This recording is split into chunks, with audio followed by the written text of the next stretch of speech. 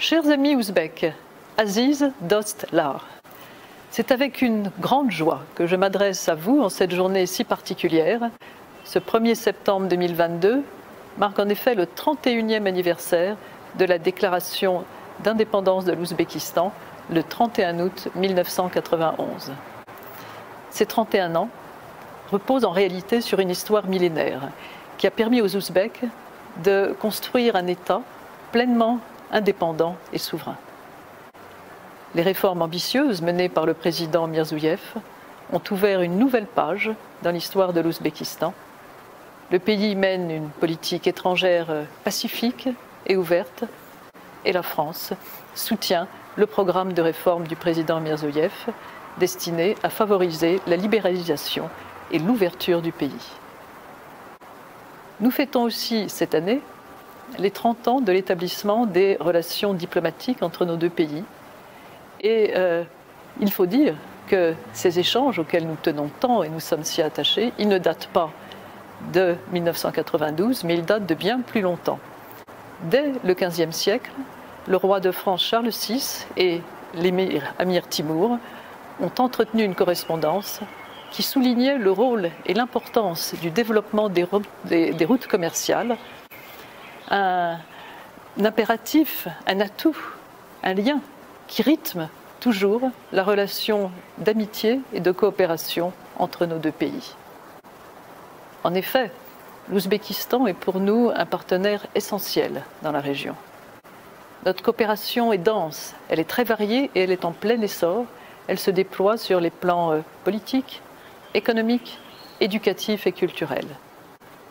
Les relations économiques se développent très rapidement, comme en témoigne par exemple le succès d'une large délégation d'entreprises qui sont venues en visite à Tachkent en juillet dernier. Nos liens culturels sont également extrêmement dynamiques. L'organisation de l'exposition Splendeur des oasis d'Ouzbékistan, qui se tiendra au musée du Louvre du 23 novembre 2022 au 6 mars 2023, en est un symbole particulièrement fort. Ce sera la première fois qu'une exposition d'une telle ampleur sera consacrée à l'Ouzbékistan.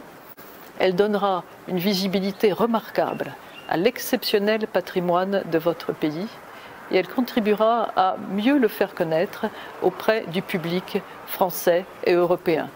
Ce public français, je dois dire, est nombreux parmi les visiteurs et les touristes de Samarcande, Boukhara, Khiva et bien d'autres trésors d'Ouzbékistan, mais nous pensons que la connaissance de l'histoire millénaire et des trésors millénaires ouzbeks peut encore renforcer, encore augmenter l'attrait, l'attraction de l'Ouzbékistan pour les publics français et européens.